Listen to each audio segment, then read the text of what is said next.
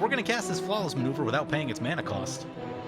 Today on Commander Replay, we take another look at Akroma Rograkh Voltron as we get my thoughts on what I think of them as a commander pair. Next on Commander Replay. Hey guys, next time you purchase cards, if you want to support me and my LGS, be sure to check out MothershipATX.com and use the promo code REPLAY to save 15% on your next order. And if you can't find what you're looking for, you can use the TCG affiliate player link. All links are in the description below.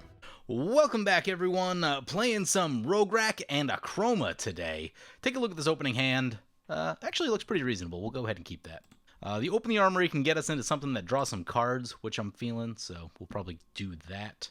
Have a couple equipments in the opener. Anyway, this list was built for Patreon supporter Self, and this is a list that I've been messing around with on and off for the past little bit. It's still kind of in a testing phase. Basically, I'm skipping all of the normal Boros stuff that I would do. There's no Aggravated Assault in here. I'm not running any of those type combos, things that you can just put in any deck. I kind of just wanted to see how this pair performs on its own. And honestly, I haven't been like that happy with how it's been going. I don't think they're necessarily the best pair for each other, and I'll talk about that in a moment. So let's get the Flamekin Village in, cast Rograkh, and we'll pass like that. Oh, there's a Mana Crypt for opponent. It's going to be a bad time. And the Ghost of Ramirez DePietro coming into play. Interesting card. We'll take a look at it. So, being piloted by Pauper R. Bust. Can't be blocked by creatures with toughness 3 or greater. When it deals combat damage to a player, choose up to one target card in a graveyard that was discarded or put there from a library this turn. Put that card into its owner's hand. Actually, I think we've seen this deck before, and turned into a really cool blue-black value kind of deck. And they're running it with Tormod the Desecrator, which says, whenever one or more cards leave your graveyard, create a 2/2 black zombie creature token that is tapped. And it's a 4/2 with partner. So, yeah, we've seen this before. It's a cool little value deck in Dimir that does a lot of, like, self-mill and discard and things like that. So, pretty interesting. I know they said they've worked on it a little bit since the last time we've seen it, so we'll see what upgrades show up. Anyway, that brings us back to our turn. Opponent does get themselves a Mother of Ruins. And with that, we draw a flawless maneuver. Let's play the Ancient Tomb, I guess. Get this Feast and Famine going, see how long this lasts. And we'll pass like that. In the middle, we have Champion of Thune piloting Sisay, Weatherlight Captain. Sisay's kind of strong. I don't know that our deck is, like, strong enough to keep this Sisay in check. We'll see. We'll see. And then finally, we've got fan of the channel, Posty, playing with us today, and they're piloting Mangara the Diplomat. Commander we've seen on the channel a few times. They did say that their version of the deck was a bit more controlling, so we'll see how that plays out. Hopefully we don't lose too many of our things. But with that, opponent going on the attack into Champion of Thune with the Ramirez DePietro. Trigger, but nothing in their graveyard. Opponent did get a Dreamborn Muse into play. It's a pretty good card. At the beginning of each player's upkeep, that player mills X cards, where X is the number of cards in their hand, so those graveyards are going to be getting nice and full. And unfortunately, I don't think our deck has a lot of great ways to take advantage of the graveyard, so that would definitely be like the next step in the evolution of this deck.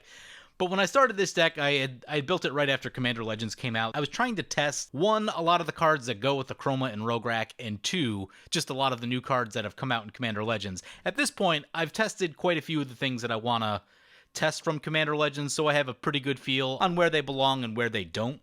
But where that's led me is, I don't think Akroma and Rograkh are the best pair for each other. What I've realized, Rograkh, Path of Exile on the Dreamborn Muse, opponent not interested in that. Sounds good to me. I'm not really looking to mill a whole bunch. Anyway, so Rograkh is really looking for things that are going to put power on it, especially if you're planning to use Rograkh as an attacker. So mostly that's going to be a lot of equipment. Like if your plan is to attack with Rograkh, you're going to want a pretty good number of equipment in the deck. The problem is that Akroma doesn't care that much about equipment. Akroma really wants you to have a lot of creatures in play. And if you're spending all of your time, energy, and mana trying to get equipment in and on your creatures and do that whole thing, that doesn't leave you with a lot of time and mana left to have a lot of creatures in play. Also doesn't leave you with a lot of deck slots. So the creature count in this deck was pretty low. I think it's about 17, and that's to make room for a few equipments, also a few nice spells. We've got some nice things to draw cards now. So yeah, it's just not my favorite pair. They both want different things. Now, if your plan is only to use Rograkh as like a combo piece or with Springleaf Drum, Paradise Mantle, stuff like that, then that's fine. but that also means that you're probably not going to run as many equipment, and you're just going to build your deck differently. But as like Rograkh Voltron with Akroma as the finisher, it's a little awkward. It's being pulled in two separate directions, and it's not my favorite. If you want a lot of equipment, Arden is an amazingly powerful commander if you like equipment, so I would steer you in that direction personally. Anyway, brings it back to our turn. We have a Feast and Famine that we can hit someone with, so I think we should go ahead and do that. Let's play this Plateau. Let's equip this Feast and Famine. Let's play this Open the Armory. Really want to draw cards. I think Fire and Ice is the correct call right here. We'll go for that one. Card draw and a bit of removal. Opponent's all holding their breath to find out who's going to get it. We'll go for the Ramirez deck. I've seen it a little bit. Champ missed the land drop, so we'll cut him a little slack right here. Actually, no. Never mind. We're ahead of him in the turn order, I think. Yeah, I think he's kind of in a rough spot right now, and we'll give him a break for a turn. But I know Sisay is strong, so Sisay will definitely be a target at some point. Feast and Famine trigger. Ask the opponent, you wanted stuff in the graveyard, right? Anyway, we've got some open mana now. We've got 4 mana to our name. Yeah, let's just go for this Fire and Ice. Hope they both stick. And we'll pass like that. But yeah, my general recommendation is Akroma and Rograkh are fun. Trying to do it like as equipment Rograkh is not the best. Now, if you wanted to go like a full creature build, get, 25 creatures or so in the deck, that could also be a thing. But that would probably lead you more towards the Rograkh is just going to be like a combo piece, kind of used for mana generation, used for stuff like flawless maneuver, other things that care about your commander being in play. It's useful for that. So yeah, it just depends on how you want to shape the deck. But yeah, not really feeling the equipment Rograkh and Akroma late game plan.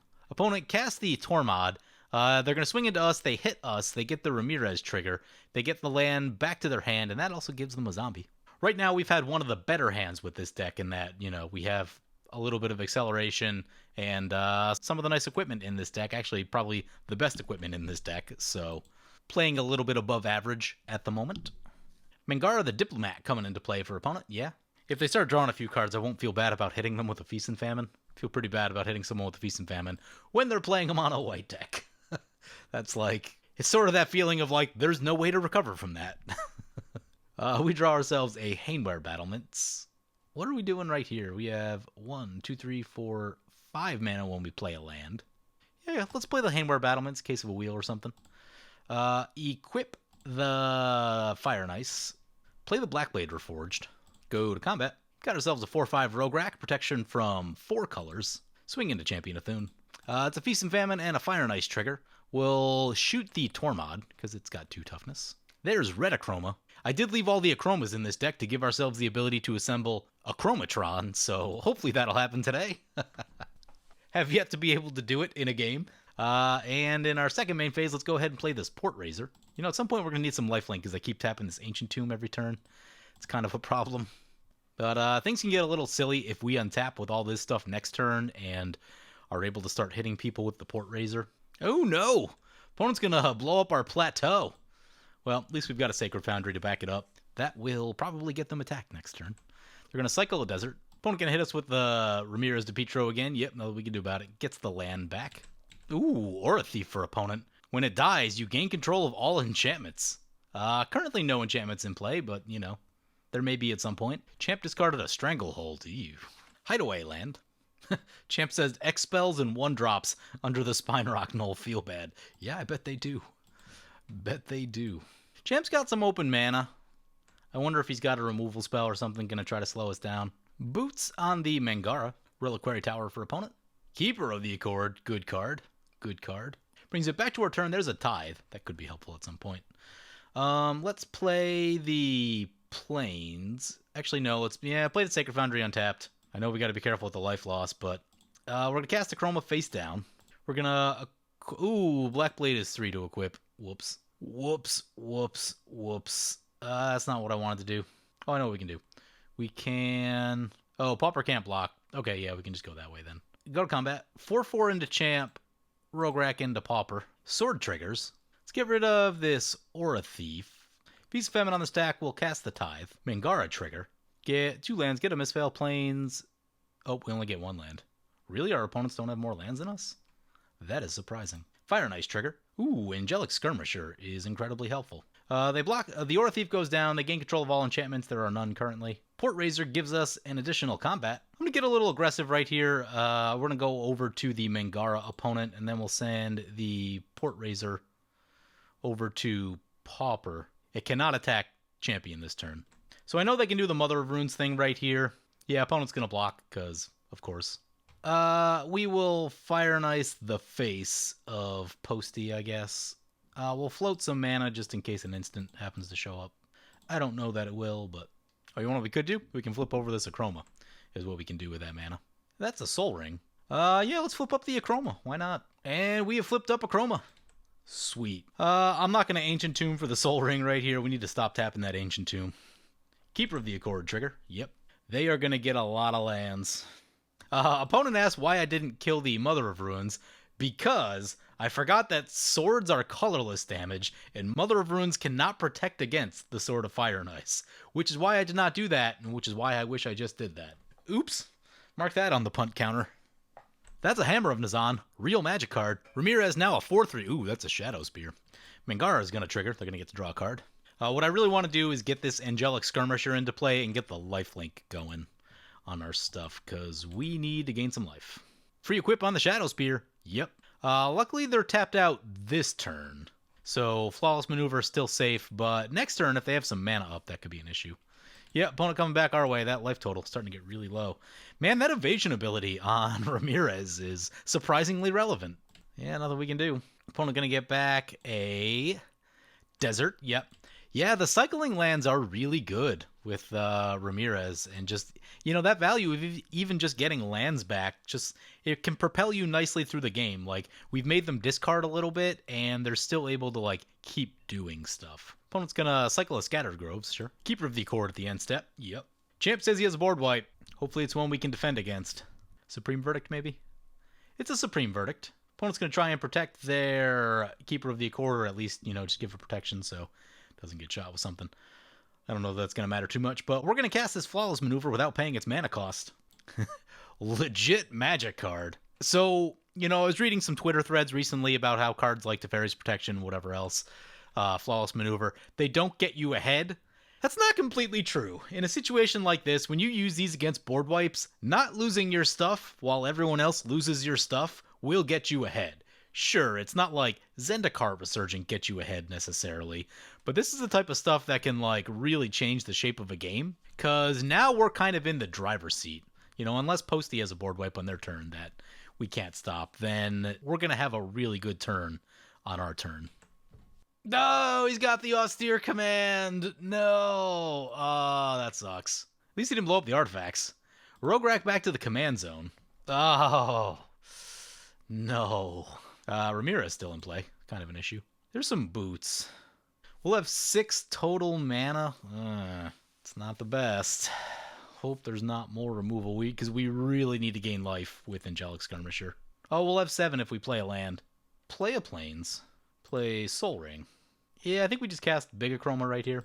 And then next turn we should be able to haste the Angelic Skirmisher. I really want to keep the Angelic Skirmisher protected and, you know, not lose it to removal, because we need to gain that life. Mask of Memory for opponent, onto the Hammer of Nazan. Yep. Chroma trigger. Coming in our way. Life is getting low. Mask and Ramirez trigger. Keeps getting back the desert. Oh, we're at 14 commander? If they have another equipment, that's going to be lethal on us. We need to find removal also. Sisay coming into play. Yep. Scholar of Athreos. Each opponent loses 1 life. You gain 1 life equal to the life lost this way. I bet that's part of an infinite mana combo. We'd love to catch like Jeska's Will or Mana Geyser off the top. Could use the extra mana. That way we can play the Skirmisher and get the equipments attached. Oh, Palace Jailer. They're gonna Palace Jailer the Ramirez. Thank God. Thing's been steamrolling us. The Chroma trigger. Opponent draws with the Monarch. That's an Enlightened Tutor. Play...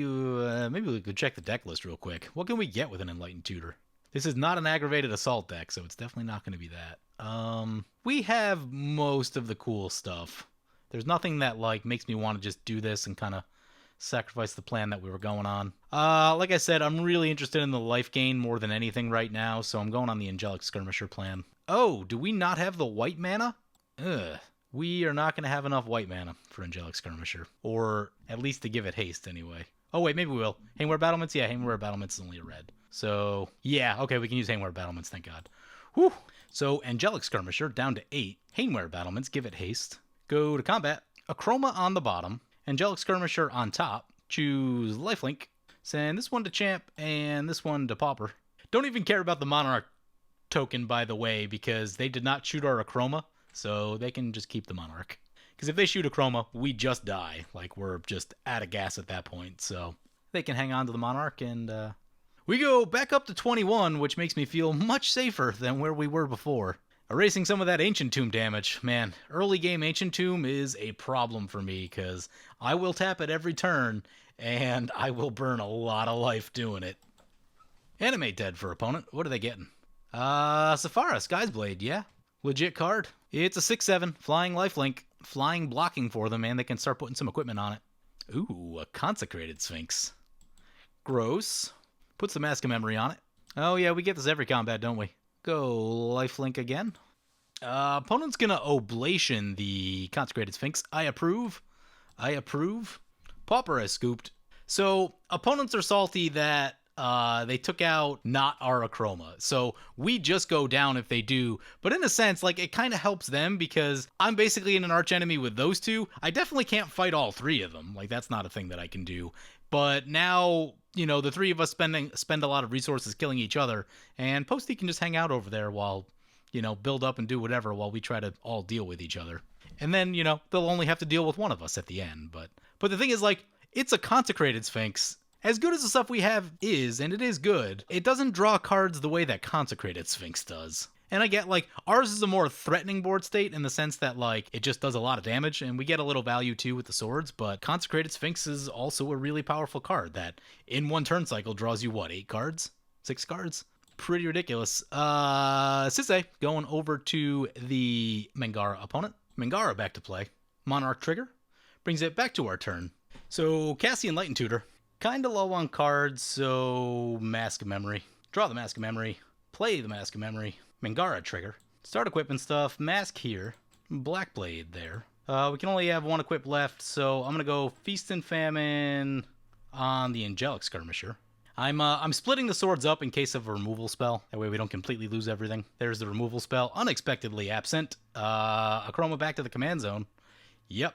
Yeah, I'm gonna stay on the lifelink plan right here. So we hit him with the sword, we take the Monarch token. No Mask of Memory, sadly. We do lifelink back up to 25. Can we recast Akroma? We cannot. Akroma's now 9, which is a lot. So we're gonna play these boots. Equip the boots. Cast Rograkh. Make sure we have a blocker in. And we'll put a sword on it. Monarch token at the end step. We draw land. Go lifelink. No attacks from the Sisay. Interesting. It's a pretty big deal because they have a Feast and Famine, and Feast and Famine means an extra Sisay trigger. Although, do they have enough colors? 1, 2, 3, 4. No, they don't have enough colors. Awkward lands. Opponent's gonna Ghost Quarter our Flamekin Village. That's 2 lands down for us. Although we get a basic back, I guess that's fine. At least it's not one of the other ones. Yeah, pretty short on red mana. Let's get a mountain. Ooh, that's a Linvala. Activated abilities of creatures your opponents control can't be activated. That's gonna shut down this Sisay really hard. They're short 1 color, unless they're doing something else. They're just gonna activate the Scholar. Okay. It's not the worst thing I've ever seen. And they're gonna Scavenger Grounds. Okie dokie. Nothing's coming back. Boots on the Linvala. Brings us back to our turn. We draw a Skyclave Relic. Interesting. Play the Bloodstained Mire. Ooh. We're out of dual lands. Crack the Bloodstained Mire. Get a mountain. Yeah, put the sword. Oh, it's going to be 7 to equip that. Actually, let's see. Do we have 7? 3, 4, 5, 6, 7. We do. Yeah, we can do it. We can put it on the Angelic. And put the Mask of Memory on it. Can't get the Rograkh through anywhere. I guess we could move the sword. Yeah, let's move the sword. This might be a time where Vigilance is better. I'm going to go for the Vigilance, even though I really like the lifelink. Send in the big stack to Champ. Fire and Ice, Feast and Famine, Mask of Memory. Can Fire and Ice kill anything? It cannot. So go to the face with Posty, Feast and Famine, Mask of Memory. Need to discard a card. Ooh. These are all good cards. I don't want to discard any of these. Skyclave Relic, because we can get it back, right? Fire and Ice. Ooh, that's red Akroma. Won't be able to assemble a Chromatron, but, you know. Let's get the Sun Titan. We'll go for the Skyclave Relic, because it does make both colors of mana. And that's something we're a little tight on colors. We'll pass like that. Draw with the Monarch. It's a Plains. Go lifelink. Send in everything. Board wipe play, maybe? I think just throwing in the towel, it looks like. Double strike on the Sisay. It'll have 10 power. And then they scoop. Down to 1 vs 1. See what Mangara's got for us. Cold Steel Heart for opponent. Grand Abolisher. Sword of the Animist. Lifelink. Dowsing Dagger is a cool card. Play the Plains. That doesn't have Trample, which is not the best. I think I'm going to go OG Akroma. And we have exactly enough for Dowsing Dagger. Opponent gets a draw with Mangara. Opponent's going to get some plants. Dowsing Dagger on Akroma. Still going Lifelink. Send these 3. Lead back Rograkh. Sun Titan trigger. Mangara trigger. Crack the fetch. Get a mountain. So you're going to block this big one. They're going to block the Sun Titan, so they're only going to take the Akroma damage. But we will gain a lot of life. And we will flip over the Dowsing Dagger. Oh, opponent's going to Otherworldly Journey the Linvala. So that'll keep Linvala alive. Dowsing Dagger flips. We have another land. It's not worth running the Loyal Apprentice out there. We have, like, the creatures we need for the most part. I think the key is really going to be just keeping this Akroma alive. So we'll put the boots on the Akroma. I guess we've got the mana. We'll move the Blackblade Reforged also. Because that way, if they try to attack in, we can give everything lifelink, and that'll just be a ginormous blocker. Monarch and Otherworldly Journey triggers. Linvala is back. We get a Temple of Triumph. Stoneforge Mystic for opponent. Red-White Sword would be a problem. Even a White Sword. White Sword in the air would be an issue. Blackblade Reforged could be interesting. What'd they get? Sword of Light and Shadow. Yep, pro-White Sword. No creatures in their graveyard, but if they start losing any, they can get them right back, so that's something. Equips the Light and Shadow. Gives them a blocker. That's going to slow down our attack quite a bit. Now it's a 7/8 pro-white, but this Akroma is big and trampoly, so if we cast the other Akroma, it should hopefully be able to punch through. Maybe move a few swords in the process also. Brings it back to our turn. Oh, that's an Aurelia. Well, Aurelia would probably die if she goes in, so that being the case, I'm going to go for new Akroma. Ooh, I think we have exactly enough for Aurelia, so that should do it. Might be a little costly, though. Play Aurelia. Play the Temple, I guess. Oh, we forgot to move the swords. Whoops. Boros Garrison, put that to the bottom. Do not need any additional lands. Go to combat. Akroma trigger on the bottom. Angelic Skirmisher, we're going to go for Lifelink. This has got 25 power now. Excellent. It is pretty huge. Send that in. Oh, I forgot to send Aurelia. This still should be enough, though. Unless they survive at 1. Are they going to survive at 1? I forgot to click on Aurelia. Oops. Exaxes. Exaxes. Nice. All right, so choose Posty. So this pairing, it's not my favorite. Like I said, I think Rograkh and Akroma kind of want different things, especially if you're talking about equipment. If you want equipment, Arden's really, really good. It's just so unbelievably powerful. So if you really want to be on the Voltron thing, I'd go Rograkh Arden, and I've been messing around with a Rograkh Arden list that's very strong. I've been trying to make it work in CEDH. It's a little bit too slow for CEDH, but anything that's not CEDH, it'll probably rip apart. It's that kind of strong. So now I do think you can make this pair work if you want to. I think the better way to go about it is high creature count and more of the like Team Anthem type of effects, like Citadel Siege is going to be cool, Commander's Insignia, that sort of stuff I think is all going to be very good. Basically, you're not using Rograkh as so much as an attacker for the most part. You're using it more as just like a value piece or like kind of a synergy piece with some of these other interesting cards. I think is the better way to go about this. And that's going to be similar to the deck that Rachel played on game nights. She had a higher creature count. I think it was about 24, 25. And that's where I would steer you if you really want to play this pair. But the other thing to look at, too, is, like, how much is Rograkh actually doing if your plan is to be more on, like, cool creatures with Akroma. I might steer you in the direction of Alina, because Alina can make a lot of extra mana, so you can really pump down the creatures, which I think is a great way to go with that, if that's something you're looking to do. The other thing, too, which is worth mentioning, is there's been so many good creatures over the last, like, 18 months or so, that it used to be that if you wanted to get value in a Boros deck, you had to run all these equipments. Now there are enough creatures to make up for that. You have Keeper of the Accord, Tectonic Giant. You have the Emberwild Captain, the Monarch guy in red that just came out.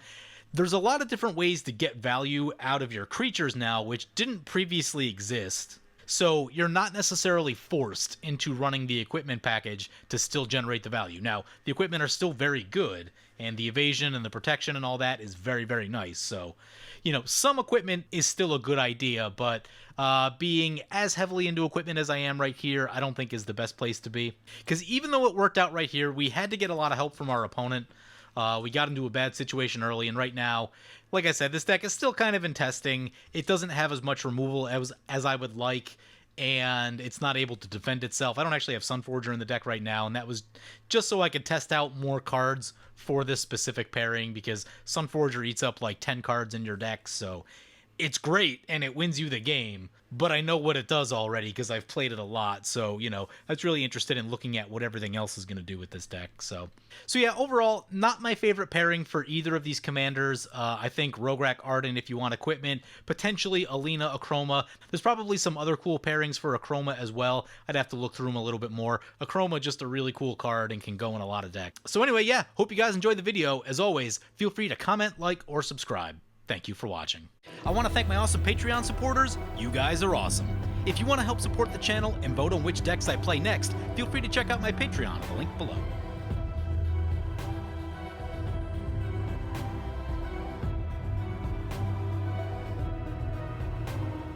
I want to thank my awesome Patreon supporters. You guys are awesome.